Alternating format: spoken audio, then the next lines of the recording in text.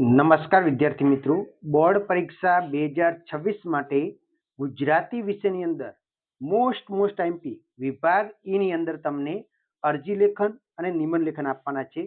100% guarantee લઉં છું કે આ વિડીયોની અંદર જેટલું આઈએમપી આપવામાં આવશે ને એમાંથી બેઠા તમારે આવવાનું છે, અને સાથે સાથે અરજી લેખનનું તમને ફોર્મેટ આપવાનું છે. અરજી લેખન ગમે તે પૂછાય તો પણ તમે સરળતાથી લખી શકશો. અને આપણે છેલ્લા 5 કે 6 વર્ષથી આઈએમપી પ્રશ્નો આપીએ છીએ, અને નિબંધ અને અરજી લેખનની અંદર બેઠા આપણા મોંથી જ આવેલા છે. એ પણ અગાઉના બોર્ડની પરીક્ષાના આઈએમપીના વિડીયો તમે જોઈ નાખશો તો પણ તમને ખ્યાલ આવી જશે. અને આઈએમપી પ્રશ્નો માટેનો વિડીયો આપણી ચેનલ ઉપર અવેલેબલ છે. એ વિડીયોની લિંક પણ હું આ વિડીયોની નીચે ડિસ્ક્રિપ્શન બોક્સની અંદર આપી દઈશ. એ વિડીયો પણ તમે જોઈ નાખજો. તો શરૂઆત કરીએ છીએ સેક્શન ઈ, એટલે કે અરજી લેખન અને નિબંધ લેખન. હવે આની અંદર એક વાદાત્મક અને ભાવાત્મક ગદ્ય પૂછાય છે.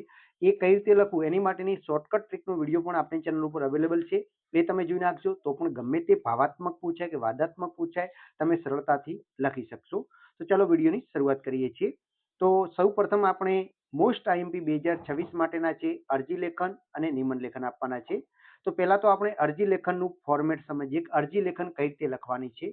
તો જુઓ, સૌ પ્રથમ તો અરજી લેખન જે જમણી બાજુ છે તો અરજી કરનારની વિગત, એટલે કે તમે અરજી કરતા હો તો તમારી વિગત આવે. એની અંદર તમારું નામ આવે, તમારું સરનામું લખવાનું, તમારું ગામ કે શહેર લખવાનું અને તારીખ. આટલી વિગત લખવાનું તમારે ભૂલવાનું નથી. કઈ બાજુ? જમણી બાજુ.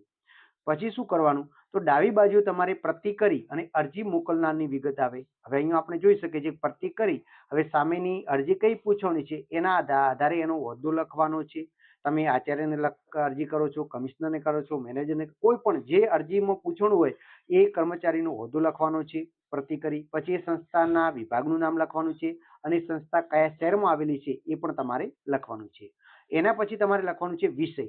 હવે વિષયની અંદર શું ખાસ ધ્યાન રાખવાનું છે? અરજીનો વિષય તમને અરજીની અંદર જ આપેલું હશે કે ભાઈ અરજી કોના બાબતે કરવાની છે, એ પેપરમાં જ આપેલું હોય છે, તો એ અરજીનો વિષય બની ગયો, પણ એ ટૂંકમાં તમારે લખવાનું છે.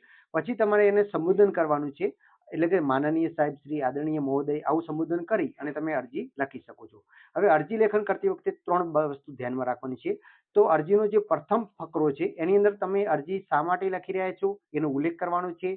કોઈ જાહેરાતના સંદર્ભમાં હોય તો વર્તમાનપત્રનું નામ અને તારીખ પણ તમે લખી શકો છો.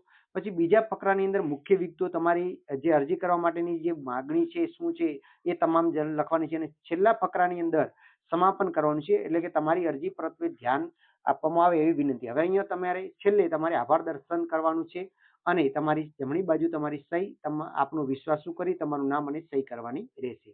આ એનું અરજીનું ફોર્મેટ હોય છે. હવે આપણે એક નમૂનો પણ જોઈએ. તો અહીંયા નમૂનો આપેલો છે. અહીંયા જો મેં મારું સરનામું લખી દીધું છે, એની અંદર તારીખ શીખાઈ ગયું. પછી પ્રતિ કરી અને મેં અહીંયા લખ્યું છે માનનીય police commissioner Shri, police commissioner કચેરી પાલનપુર.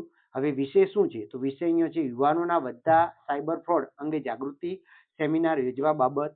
શાળાની અંદર એક યુવાનોમાં વધતા જતા સાયબર ફ્રોડ અંગેનું જાગૃતિ આવે એ માટેનું સેમિનાર યોજવા બાબતની વિષય લખી દીધું. પછી માનનીય સાહેબશ્રીએ કર્યું છે. પછી પહેલા ફકરામાં મેં જો અહીંયા ખાલી શું કર્યું છે કે સવિનય જણાવવાનું કે હું ઉપરોક્ત વિસ્તારમાં રહેવાસી અને એક જાગૃત નાગરિક તરીકે આપણું ધ્યાન આજના સમયની એક ગંભીર સમસ્યા તરફ દોરવા માંગુ છું. તો એનું થઈ ગયું. પછી મધ્ય ભાગની અંદર બીજા ફકરામાં મેં સંપૂર્ણ વિગત જણાવી છે કે વર્તમાન સમયમાં ટેકનોલોજીના વધતા વ્યાપ સાથે સોશિયલ મીડિયામાં ઓનલાઈન આ બધું તમે લખી અને ખાસ કરીને હાઈસ્કૂલના અને કોલેજના યુવાનોમાં ગેમિંગ, નકલી લોન એપ અને સોશિયલ મીડિયા અંગે ફ્રોડનો ભોગ બની રહ્યા છે, જેના કારણે તેમને આર્થિક અને માનસિક નુકસાન વેઠવું પડે છે.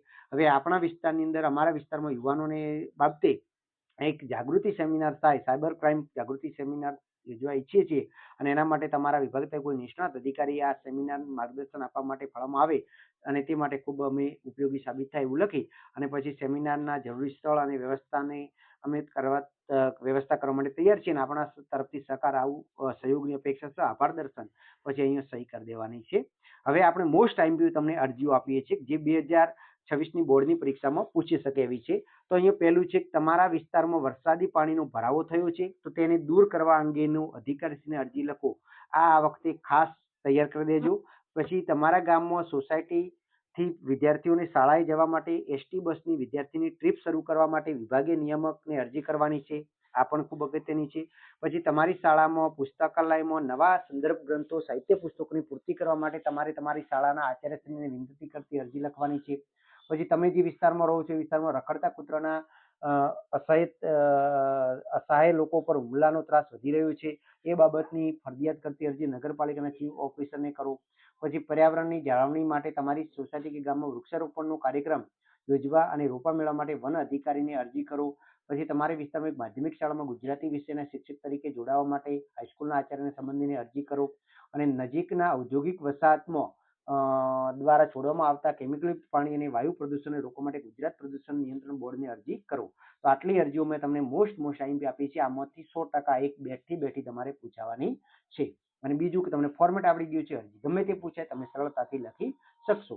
હવે મોસ્ટ આઈએમપી આપણે નિમનની વાત કરીએ. એ પહેલા નિમન લખતી વખતે ખાસ ધ્યાનમાં રાખવાનું છે કે નિમન છે એ તમારે 250 શબ્દોનું હોય છે, એટલે કે 2 થી 2.5 પેજ તમારે નિમન લેખનમાં ભરવા પડશે. બીજું કે સળંગ ન લખતો નિમનને તમારે એક પેરેગ્રાફ એક પેજની અંદર તમારે 3 કે 4 ફકરા પાડીને લખવાનું છે. પછી એના કી પોઈન્ટ ન બનાવતો ફકરામાં લખશો તો તમને વધારે માર્ક્સ મળશે. અને સાથે સાથે એનું એક ક્રમબદ્ધતા વિચારોની જાળવવાની છે, મૌલિકતા વધારે વાપરવાની છે. સાથે સાથે નિમન જે કેવું પૂછાણું છે એના આધારે પણ તમે એના ટોપિક પાડી શકો છો. બીજું કે એની અંદર જો આકર્ષક કોઈ શાયરી કે પંક્તિ લખશો તો પણ બેનિફિટ તમને થવાનો છે. તો આ બધી બાબતો ધ્યાનમાં રાખવાની છે. હવે મોસ્ટ આઈએમપી નિબંધ કયા કયા છે? તો વર્તમાન સમસ્યાને આધારે જોવા જઈએ તો પેલું છે આર્ટિફિશિયલ ઇન્ટેલિજન્સ એ વરદાન કે અભિશાપ. આ વખતે ખાસ હાઇલાઇટ થઈ શકે છે. વિદ્યાર્થી મિત્રો તૈયાર કરી દેજો. પછી સાયબર અપરાધ એક પડકાર છે. આ પણ વર્તમાન સમસ્યાને આધારિત છે. પછી મોબાઈલ ફોનના લાભ, ઇન્ટરનેટ આશીર્વાદ કે અભિશાપ. આ પણ વારંવાર રિપીટ થાય છે બોર્ડની પરીક્ષામાં. આના ઉપર પણ થોડું નજર કરી નાખજો.